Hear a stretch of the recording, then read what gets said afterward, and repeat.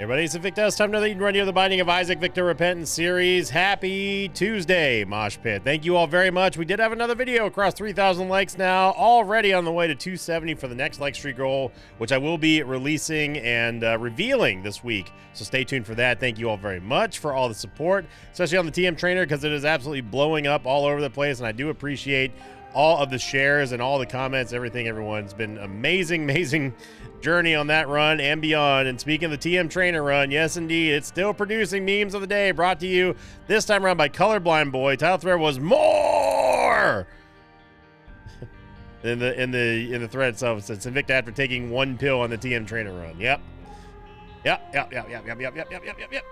So it is a it's honestly a national tragedy that we even lost that Sun card to nothing but pills and whatever else was in there. Chests, Yankee Kilo Lima November 0 Kilo 26. Oh my gosh. Well, we're starting off with Red Stew. However, we don't know what we're going to be getting in our item room because obviously it's Curse of Blind. But with Red Stew, you have a lot of forgiveness here early on. So unless we get something like just horrible or something that automatically rolls ourselves, we are going to be able to smash the early portions of this run. And Counterfeit Penny is also going to be very, very nice indeed. And yeah, that's just that's a super fat. That's a 29-second first floor, and yeah, we'll definitely take that.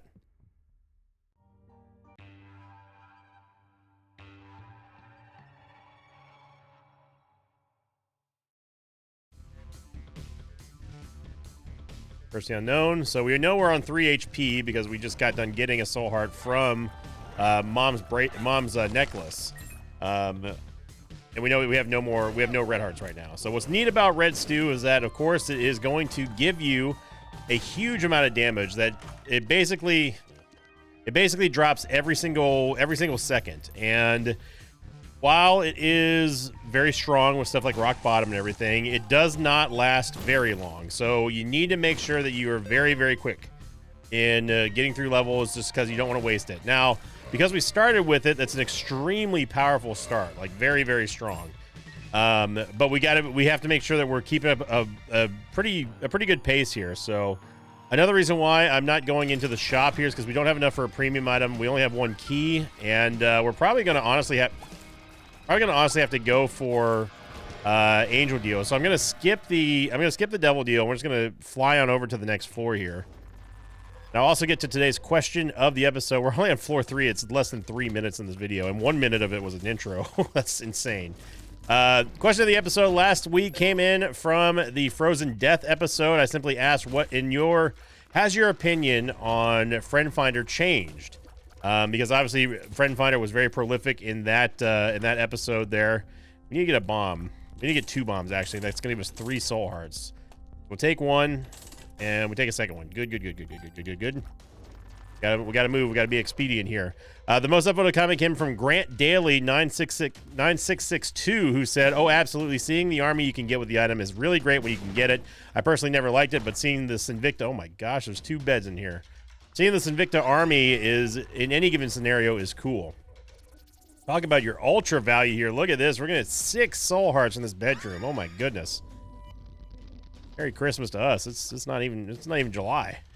Second most upvoted comment came in from Metalio XNO1, who said, it is an item I will take on occasion if I've got nothing else in the active slot. My only downside is with it is I keep losing myself in a crowd of friends.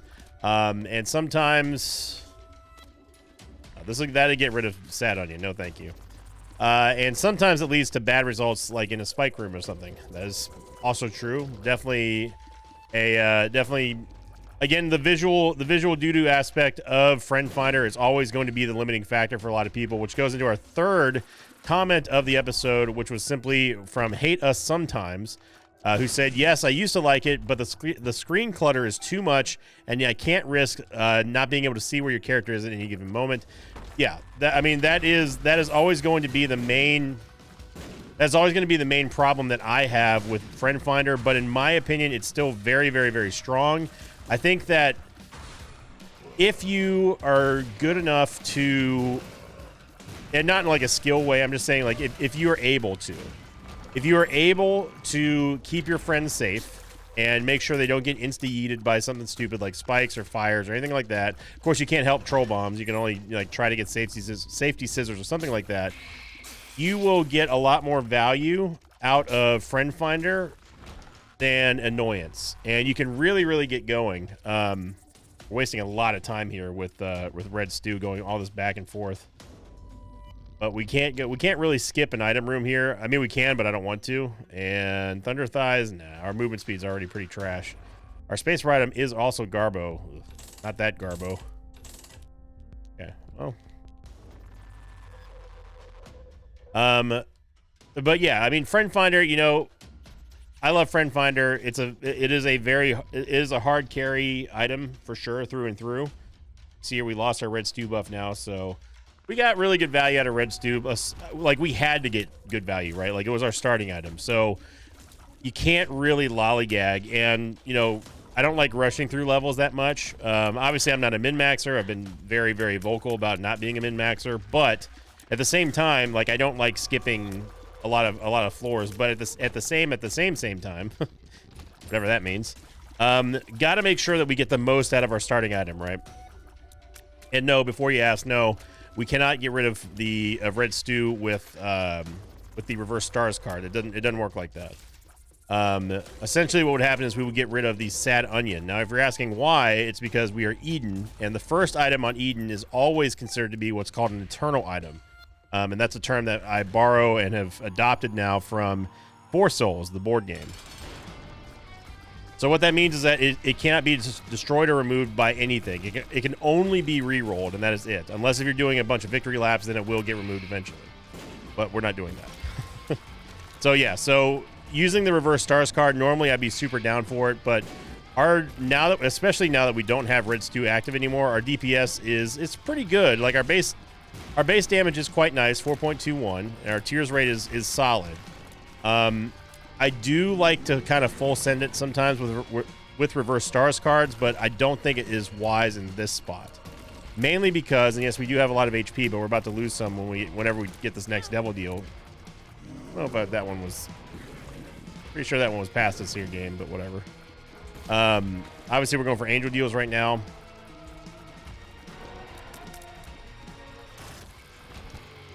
Whenever we get one, of course. No, we'll just head on down. Growth hormones is fantastic, and man, what a good floor for HP.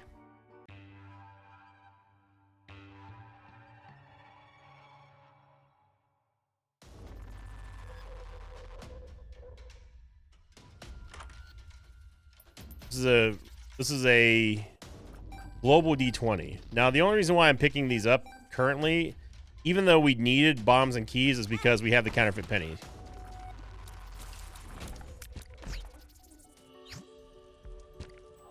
Circle protection is circle of whatever. Yeah, there's stuff on the ground. And also because I'm going to go through this entire level, and then we're going to re-roll with the 3 room. So there's plenty of opportunity for me to get what we need, which is right now bombs and keys, and money, of course. So don't you worry your pretty little heads about me taking those first 6 cents there. Like, oh, you could have had, blah, blah, blah, you should have, blah, blah, blah, blah. No. But trust me, this is the idea here. The counterfeit penny gives us too much of an upside for us to really ignore even 6 cents that don't proc. I mean, that's still enough for us to buy not only a premium item in the store, but also get one of the pickup items that we need. And, you know, and if it all else fails, we can start dropping stuff on the ground, like, you know, pills or tarot cards or, you know, little full charges, or even at the very, very, very most extreme portion of this scenario, we can use the portable slot to throw down a bunch of stuff on the ground and then re-roll it with the three room. That being said, taking bets now if I actually remember to use the 3 room or not. Probably won't. It's like me bombing a donation machine and then not taking an item inside the shop that I was meaning to get, just because I'm on like full on either ramp mode or tunnel vision mode, which does happen on occasion. Not a lot. But yeah, we're not passing up any money right now. Seagroom's probably there. Shot speed is actually quite nice here. 1.03. Secret room's definitely there.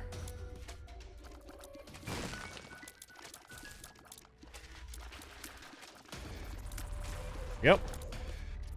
Our bomba. No problem at all. Still would like to find our, if we could. No, I'm just spitting here. Excuse me, game. Okay.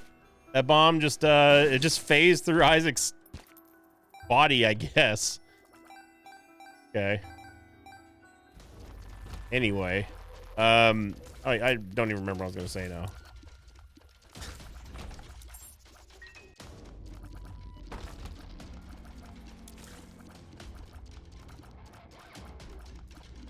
Still looking for the item room.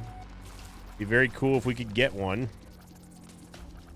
40, almost 40 cents. Definitely going to be hitting up that shop, which is most likely going to be a greed fight. Game does not like you holding on to a bunch of money. Okay, bro. I'm glad that you're like dodging everything, but flat file is not a terrible trinket, to be honest. Pass that up. The game do the thing where they're both adjacent to one another, because that's what it's starting to look like. So portable slot, by the way, let me talk about our active item real quick, the one that I will never, ever use. Portable slot is a spacebar item that you can use infinitely as long as you have money, and it will give you anything and everything that a slot machine would do. Like, so if you go to an arcade and you see the slot machines, you can spend money, spend 1 penny at a time, you can get pickups, you can get all kinds of stuff. It will give you all of that except for items. It would be cool if it actually did give you an item or two, but it doesn't. Because that's not, I mean, slot machine technically can give you items as well, namely the dollar bill, but it's extremely rare. Talk about your rare items in Isaac. I'll tell you about the dollar bill. Getting 99 cents out of a slot machine is very difficult to do. Unless you're really, really lucky. That was a great block there by Circle Protection. And thanks to Sinvicta Navigation now, we are actually starting to get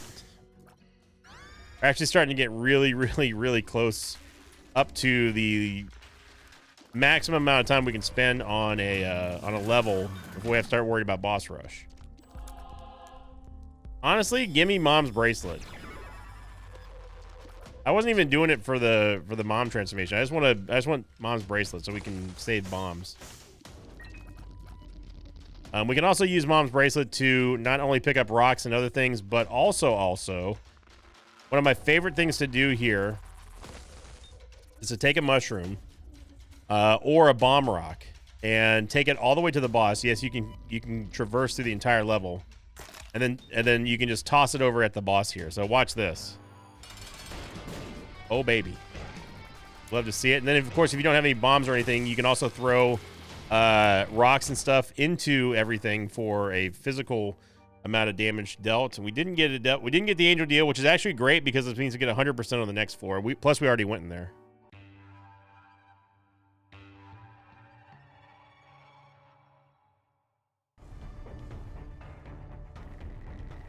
So pretty good scenario there for us, even though normally we'd be belly aching about, oh, we didn't get 72%, blah, blah, blah. And yes, I did not go to the 3 room because we are starting to get up close to it, to our boss rush. And I want to make boss rush. I want to make up for us not using the reverse stars card. So I didn't forget about the 3 room. I chose not to go back in there because we were picking up most of things anyway, except for those pills in that curse room on the last floor, and we really didn't need at the time anyway money or pickups. Great for you, Greed. I'm very happy for you. Go check the mob trap room real quick. We're not interested in a singular golden chest that doesn't have any way for us to gain access to. I'm going to put the knife right in front of me and just hope for the best.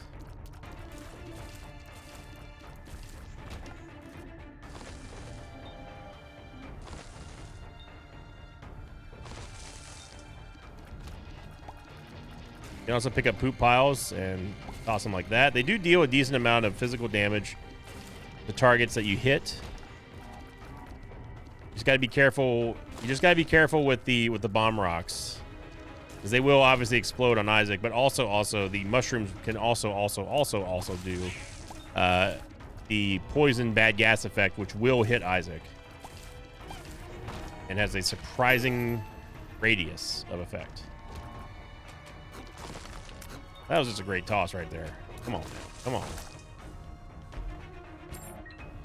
Got a Yave. We got ourselves a whole lot of nothing in here. We don't need to do this, but I'm going to do it anyway. I mean, we're at the point now where we actually don't really want to be putting any money into our donation machine. Mainly because we don't want to accidentally reset it for a second time. I've only accidentally ever reset it once in what, like the 4 years now that Repentance has been out or whatever. Okay, good. Head in, nice.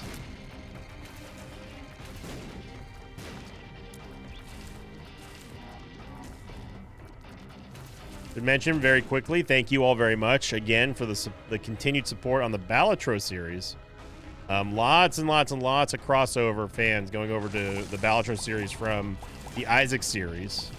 They said there's a lot of similar vibes to the commentary, to the gameplay in general, with the way that I explain things and stuff. That's just really cool, man. Like, it's nice being able to branch out on the main channel without having to worry too much about being punished by the algorithm. Obviously, the Balatro series, yet anyway, doesn't do Isaac numbers yet. That would be an absolute dream come true if it did one day, so... but for now, the support for the Balatro series has been strong enough for me to keep it on the main channel. Which is a good reminder that if you've not subscribed to the gaming channel yet, definitely go do so. There's a link always down below in the information box to my gaming channel if you want to see non-Isaac content. I haven't put out a video in about a month or so over there. I think the last one I did was Power World, and Power World kind of sunk for me. I just don't get down with survival games, man. I really don't.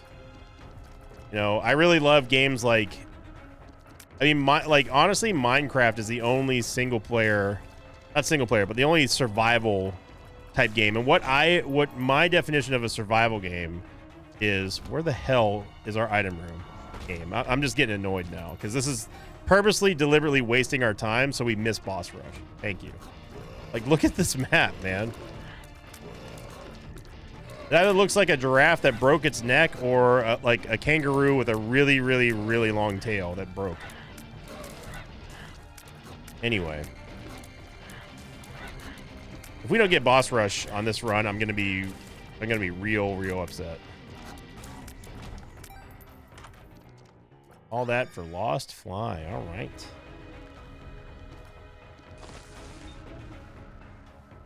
But yeah, what my definition of a survival game would be like a first-person survival game where you got to go punch trees and you got to go like get resources, then you build your own base, and there's wild creatures or, you know, some kind of mechanic that forces you to defend your base, and then you do it all over again.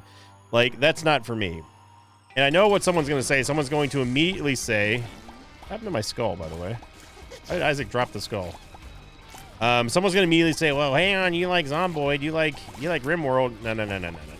You forgot to hear me say first person.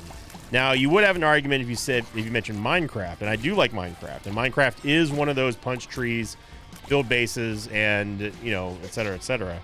But the thing about Minecraft, and what I like about Minecraft, is that there's not really any sort of linear path that you have to go. You can very, very quietly and easily operate a Minecraft playthrough however you want. It's too late for the body at this point.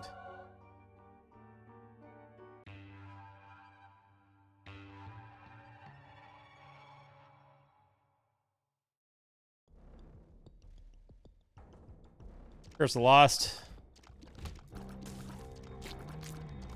You could very easily do like a solo campaign or just like build in Minecraft and never ever have to worry about combat. And the combat part is not the only aspect that I throw into the survival game mix of it all.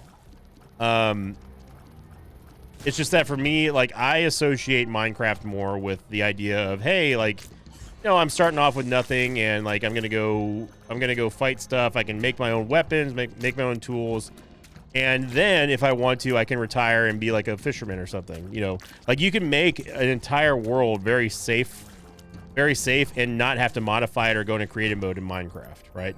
You can't really do that in a game like Pal World where you're getting like raided all the time, or like Ark, you know, you got dinosaurs and stuff roaming all over. I mean, I don't have much experience in Ark, but I just know I just don't like those type of games. They don't vibe with me. Let's put it that way. There's nothing inherently wrong with them, of course. People have their preferred genres, and it's just not one of mine. So that's like the reason why Pal World fell off for me. And I mentioned this in that series as well, that, you know, I wanted more Pokemon and less Ark in that game. And it's way more Ark instead of Pokemon. That's some clown physics right there. You know what? Yeah, I'll take Fingerbone. Why not?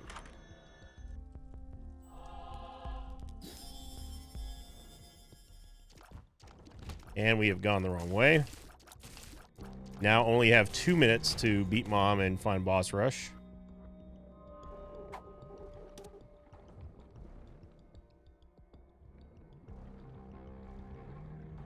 Maybe it's up here. It's not. We've already been there. Maybe it's over here. We've already been here. Maybe it's down here. All right. We're not going to make Boss Rush, are we? I can already just see it happening. We're not going to make Boss Rush. I'm guaranteeing it. Unless this is the right way, like, we're cooked.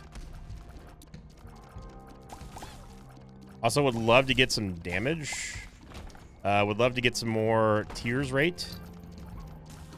Love to get a good space bar item, because, like, yeah, Mom's Bracelet's cool and all, but, like, you know what would be cooler? Would be, like, I don't know, sulfur? Yellow? My brother, we need to stop getting hit from here. Okay, I'm out of patience for this map here. We still may not make Boss Rush at this point. No bomb rocks that we can toss at Mom, unfortunately. The rocks actually deal more damage than our tears right now. And on a run where we started with Red Stew, you would think that we wouldn't have damage problems, but here we are.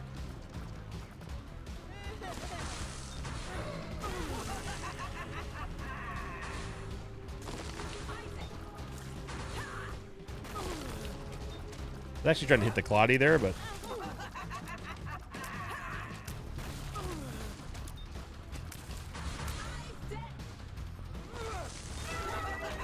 Okay. Don't get an angel deal. I mean, we do need tears, so we're gonna start with an extra item tomorrow. Or on the next run, which we might actually just do like a greed run here after this run.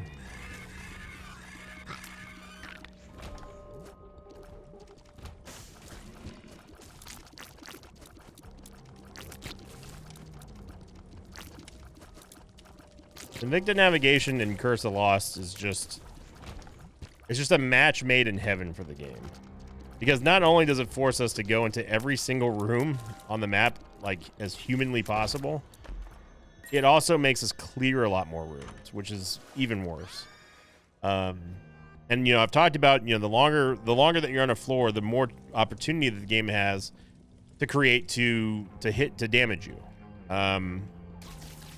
So it's not an insignificant concern whenever you're talking about Invicta Navigation and, you know, oh, dead end. Like, it's not just a bit. Like, it's legitimately dangerous to do full clears. I don't know why I just wanted to look for a sack room. Got a soul heart out of it. I'll take it. But it is legitimately dangerous. If you are in a low life situation or a low damage situation, you know, you really don't want to be forced to go through a level in its entirety if you really can't afford to. I mean, how many times have you seen us go into a wrong room and have like a mini boss in there, or especially late game, or like multiple mini bosses? You know, it is it's a daunting task to go from, oh, we know exactly where the boss is, we know exactly where to go, to, oh crap, we have to not only go to the boss in the right way, but we also have to clear, like, you know, 20 extra rooms per level to do so. Very happy to see Tech 1, of course.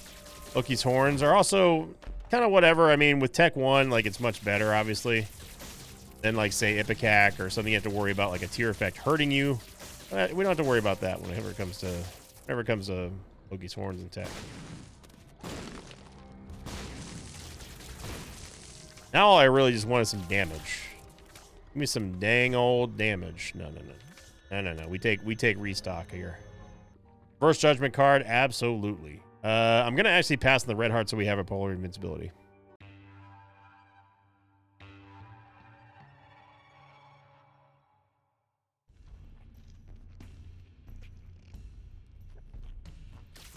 The only survival game that I've ever enjoyed like that, and like really like got down with like the base building aspect and everything, is Minecraft. It really is, to me, the premier experience.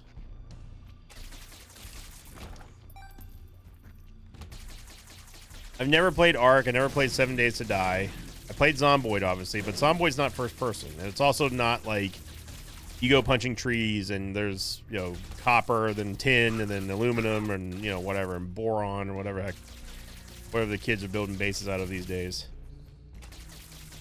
You know, like Zomboid is just not. It's just not a survival game in my traditional sense of a survival game. RimWorld, you could definitely argue, is a base building survival game. It is true. That is true, but it's not first person. And also, it's much more about managing multiple people or pawns than it is about, you know, how efficient can I get like my parrot farm to be or something like that. You know, like it's more about the community aspect, and especially now with how many updates that Tynan has put into the game. You know, RimWorld has always been a classically just greatest game, like top 10 game of all time. For me, anyway. I'm not saying for everybody. Just saying for me. This is going to give us Spun, which is finally going to give us some damage. And we don't have keys, but I will take the Pentagram. I don't want to re-roll the Devil Deal just because we don't have enough HP to really matter. Very happy to have Spun, though, as that is going to give us a very large amount of DPS increase, which is most needed, as we've already established. Timid Rock here. I will take Small Rock. Our movement speed is getting a little bit too high, and I want the tears up and definitely want the damage.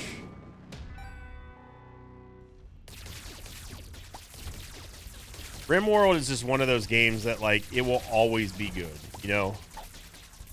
It is a classic, just like FTL is a classic, just like Isaac is a classic, just like, you know, Dead Cells is a classic. Like, it's just a good game. Front to back, left and right. It's just a good game.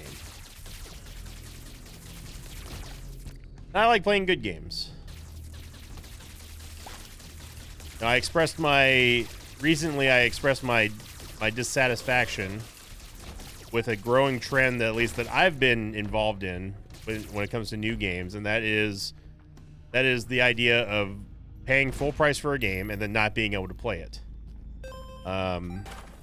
Helldivers 2 and Last Epoch, you know, lately, at the time of this recording anyway, are two games that I've paid full price for, which I don't mind paying full price for a game. That's fine. What I do mind is not being able to play the game. Especially if there's like server capacity issues, which is plaguing both of those games. Which I know that neither one of those games have anything in common, except for the fact that they're brand new games selling at full price that have server capacities that are still for sale. You know, and that's like that's something that, like, I have a lot of patience and understanding when it comes to gaming. I mean, I've been doing it my whole life, right? But man, is it frustrating not being able to play a game that you not, even if you don't play money for it, it's just frustrating not being able to play a game that you want to play. And you know, both of the games, I mean, well, I can't speak about Last Epoch because I literally have not been able to play this yet, because every time I try to play is like the game just sits on a loading screen forever, literally.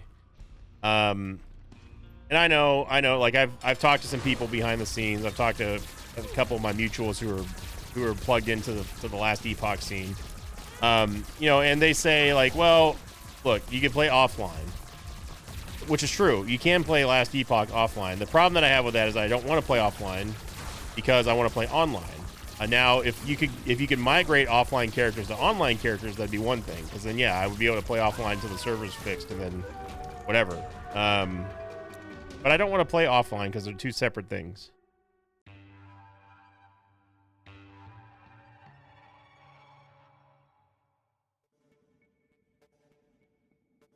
I play ARPGs and multiplayer games like Path of Exile, like Last Epoch, like EVE Online. So good. I play those games because I like going out. We pretty much already got the best item we could have hoped for right there. Oh, let's see what this is. Stapler, hey, I'll take it. I like playing these games because I like going out, farming, finding loot, doing all that kind of good stuff, and then the stuff that I don't need, I can liquidate and trade to players to help them out with whatever build they're doing, or if they want to try to flip it for something better, you know, whatever. I like going out, finding loot, making money from the loot that I farm. Because I'm the type of person who will just put on some heavy metal and then just rip an ARPG for like 10 hours straight. Like, that's the type of person that I am. Like, that is enjoyable for me. I do not want to just play an ARPG that's offline and it's just a solo game. Like, I am a solo gamer, of course. Like, I don't mind. No, it's cursing. I don't mind multiplayer games, but I prefer to play solo most of the time. However, I also like having the option of selling, you know, expensive loot or a rare piece that would really benefit another class that isn't mine, sort of thing. That's even more enjoyable to me. And to not have that aspect in an ARPG that's just not what I want, you know.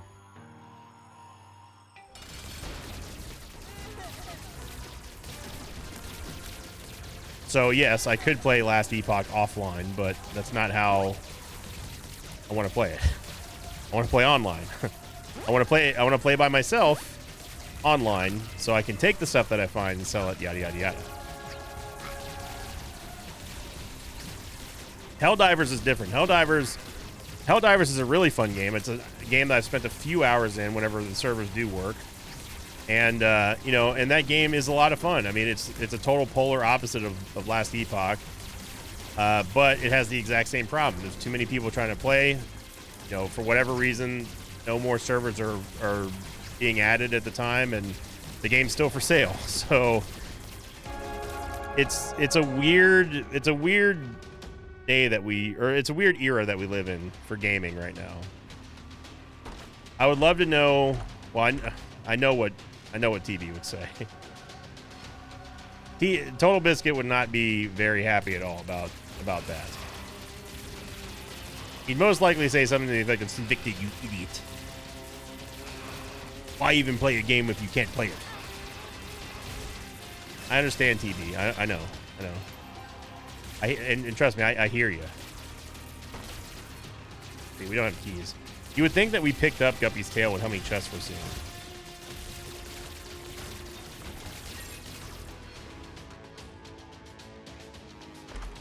A TB would not be a happy camper if he faced these same issues that I've been facing the last 2 brand new games that I bought and have been unable to play.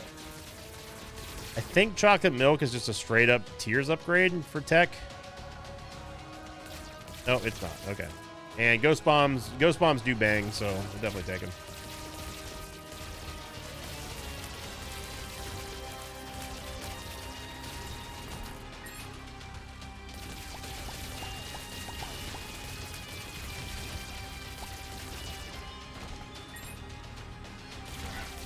So all that being said, I would say right now, definitely go buy a game that you don't have to worry about server issues and you can play immediately for full price.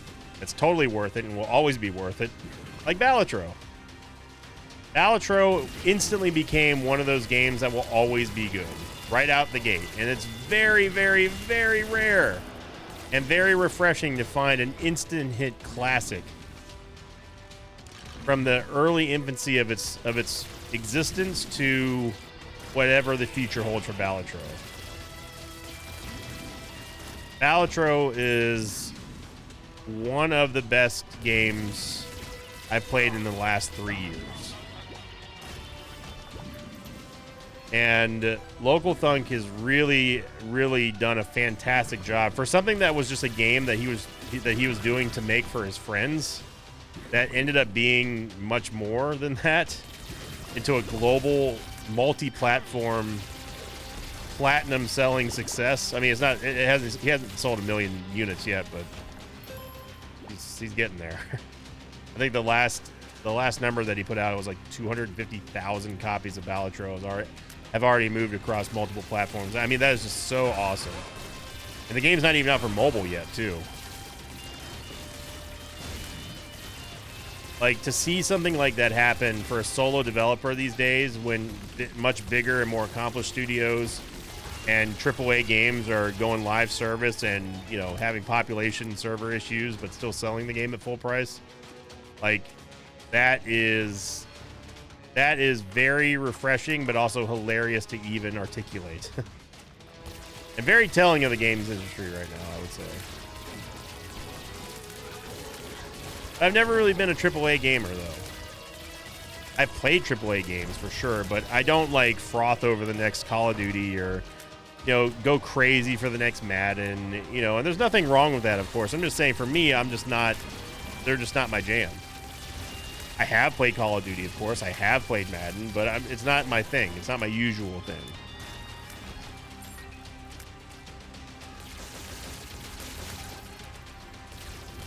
And I like playing games that don't require a battle pass. Except, I guess, Path of Exile, which I am guilty of buying. But I also, like, really, really love Path of Exile, and I love to support the game. Speaking of games that, like, I love to support, and I always end up circling back to every year or so, just to see what's been going on, I really, really, really have been itching to play Eve again. I know. This is like maybe the 4th year in a row now where, like, I'll make a call to arms for the Mosh Pit. Those of you who are EVE Online players, let me know in the comments. Drop me an email. Because I still, after all these years, have never, ever, ever PvP'd in that game, and I really want to learn to get good at it, or at least take part in a big war. But for me, like Eve, I also, like, really enjoy just PvE missions and then taking what I find and selling it, like, instantly on the market and stuff. That's enjoyable for me.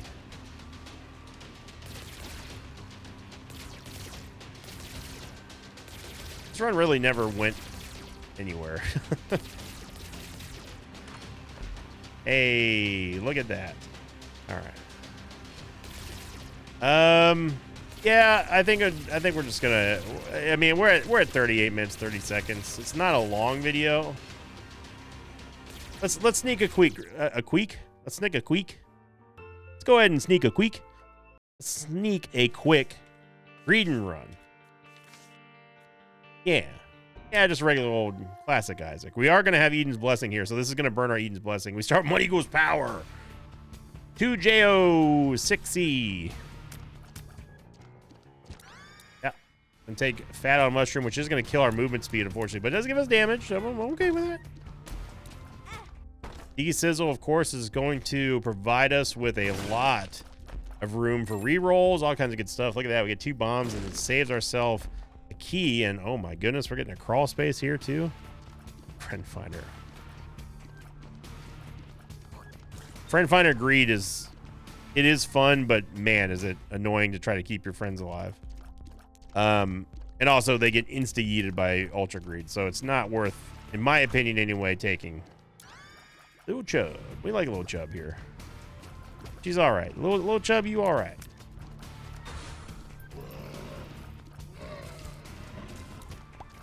So Eden's Blessing is always going to start you with an extra item on whatever next item, or next Isaac run you do, no matter what mode, no matter which character. It's one of the only, if not the only, carryover mechanic. Excuse me, game? Thank you. That exists in this game, where there's a continuity between one run and the next. But borrowing off the idea, and this is the reason why I even got into the whole, optional boss discussion back a few weeks ago, was just that the technology exists in the game to persist one run affecting another run, like your next run. So have an Eden's Blessing-esque type mechanic that kicks in after you beat Hush and you get Pandora's Box on the next run on floor 1, or if you beat Delirium, you get an all stats up, something like that. Or if you beat Mega Stan, you automatically get a devil deal on the next run the first floor of the next run that you play. Something like that to me is really neat. And we know that it's technically possible because of the existence of Eden's Blessing. That's where that whole idea came from. Little Chub going ham here. Look at this. Look at that. Man, oh man. Tons of damage there on Red Monstro. Go on with your bad self there, little Chub. Got ourselves another red champion here, Red Polycephalus.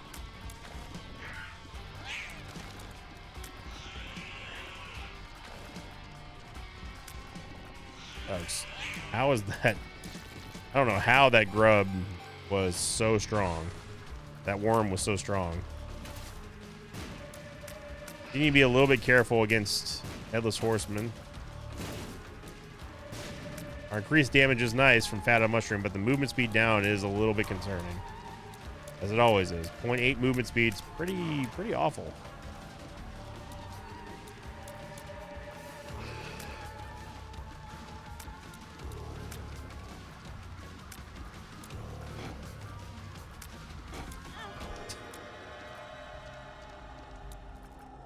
I'm going to take Nail just to get the Leviathan transformation. Plus, it only costs 1 HP. And we're going to re-roll it. And, yep. Not great.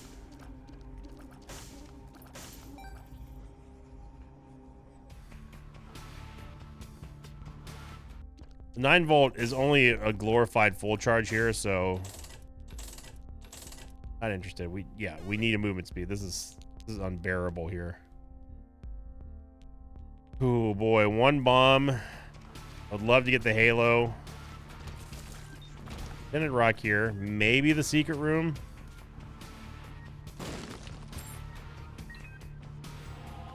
There's our last hope for Halo.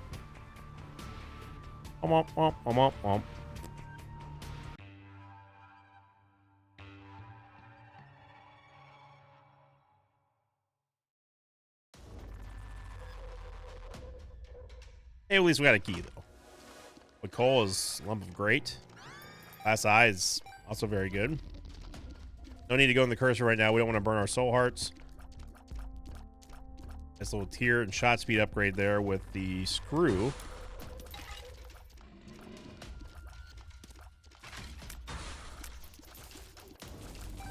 Little Chub, this one's all you. Hey, I don't think I've ever seen an Egglet do a super jump until now. That was something.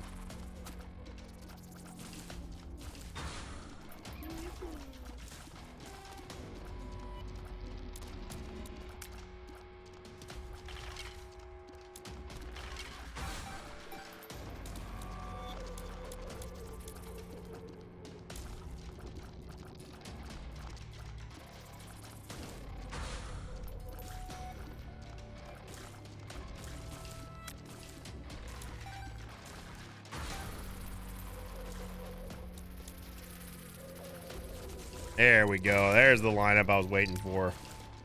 Fantastic, little Chub.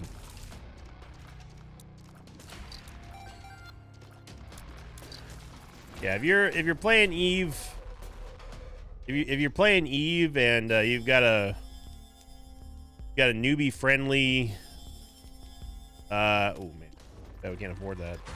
You got newbie friendly, I can't even remember what they're called in Eve. Corporation. Let me know.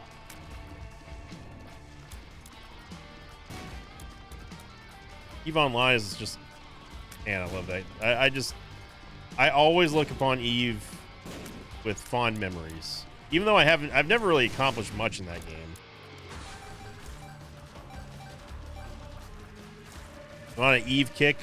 I recently watched, at the time of this recording, I watched part of the Dune movie, the 2021 version. I've never seen the original. I've never read the book. And so far, it's pretty good. It's hard for me to separate a lot of the Star Wars vibes that I get from it. I'm going to take Mom's Knife because, like, I don't want to do another hour-long video here. My voice is pretty down bad right now.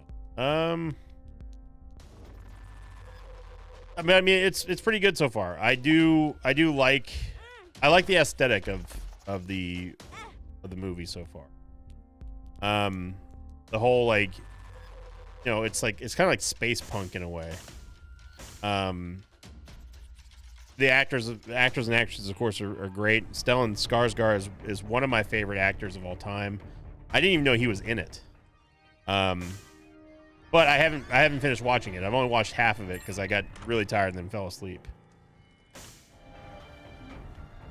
Yeah, this is gonna give us the Fun Guy transformation, which is also gonna give us an HP upgrade, which is something that we needed.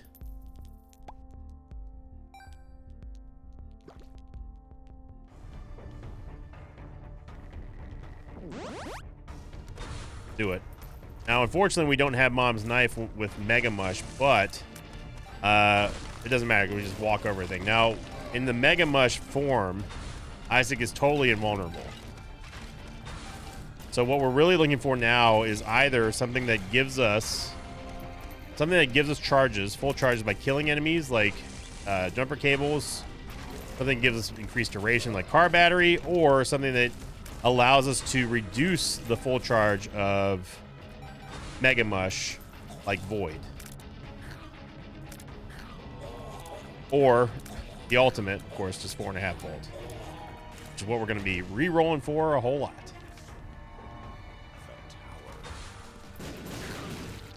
Damn, that was a perfect tower card right there, I gotta admit. Yeah, Dune is cool so far, but one complaint that I had with it is just that I don't know if I'm just getting old or, like, my ears are just dying. But people talk too damn fast in the movie, like way too fast. And, like, it's one thing if they're talking and speaking English and everything, like, that's fine. I can usually parse what they're saying. But when they're throwing out names and stuff out of lore that I have no clue what they're talking about, I don't know how they expect you to keep up with what they're trying to say as someone who's never, like, who's not familiar with the series. That's really, like, my only real complaint about the movie so far, is that people they just talk too fast, man. Way too fast. And also, I will say that, like, it's really weird. Like, the sound mixing in the movie is kind of off.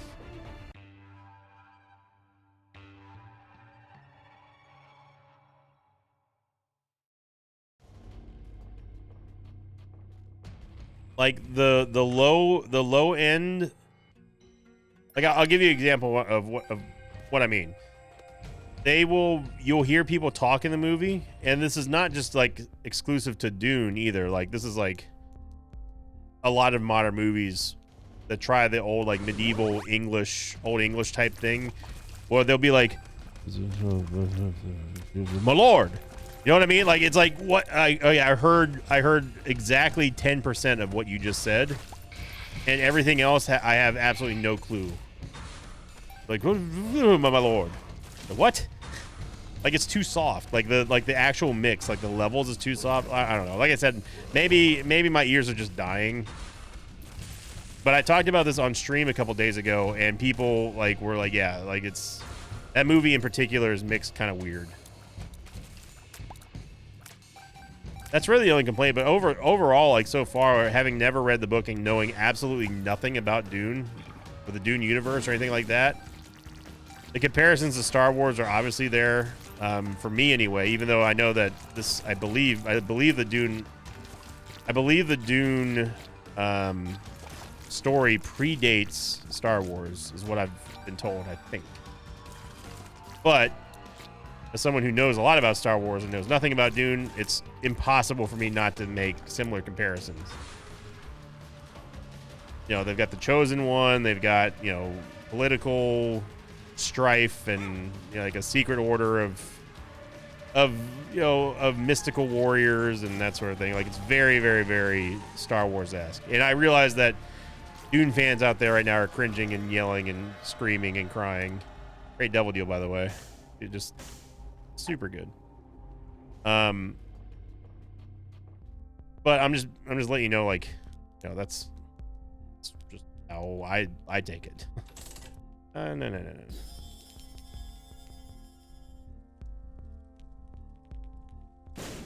Hey, look at that. Now I am gonna take Red Stew here.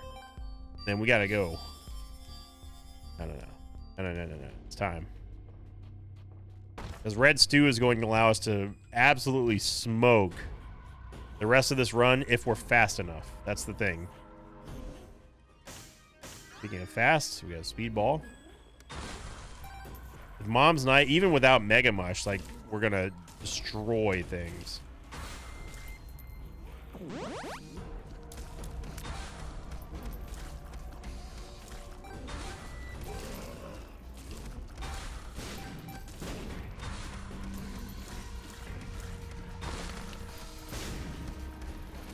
But the point of all that was that because I've been watching Dune, I was like, man, I really, whenever I watch space stuff, I always immediately want to start playing Eve, because like it's the closest thing that I can get to living out the fantasy of living in like a spacefaring era of humanity, you know? Like, we'll never know what warp technology is like. We'll never know. Our kids will never know, and their kids will never know what it's like to go to like alien worlds and not have like the time delusion dilemma and everything, where like, you know, yeah, it's 1 year or 1 second for you, but it's like 4 million years on like wherever you came from. Like, we'll never know what that's like firsthand. You know, the closest, this is what I believe. This is Sinvicta's. Come back to this video in like 30 years and see if I'm right. I think the closest that the generations that are currently live at the time of this recording of this video, I think the closest that we'll ever get to living out our space fantasies, like in Star Wars or Eve or Dune or whatever, the closest we'll get is going to be simulated in like virtual reality and games and that sort of thing. Like really, really realistic worlds that can be built in programs, everything. That's, in my opinion, the closest that we will ever know what it's like to being a, like, you know, with wormholes and warp technology and yada, yada, yada. I think that's the closest that our generations will ever get to. Which is kind of like, to me, like, it's a little bit depressing, because it's like, man, that would be so cool to like meet like friendly planets and like discover new resources and just fly in space and all that kind of good stuff. Like, that'd be so cool. And I mean, you can definitely kind of argue that we kind of have that already. I mean, if you look at, there's some videos from a few years ago with Elite Dangerous, that person who built a really, really sick like setup where he had like iPads for touchscreens, and like had like a really cool setup to where it was like, you know, there were touchscreens all over the place for him, and they all controlled what his ship did in Elite Dangerous. That's really cool. And he was playing in VR too, so like I can imagine that's mind-blowing.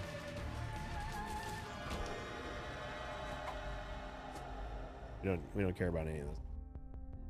I mean, we could have taken like school bag, but I'm still trying not to waste our Red Stew here. I think that's the closest that we will ever see is a simulated spacefaring world, virtual world, where we'll be able to be a. Excuse me. Okay.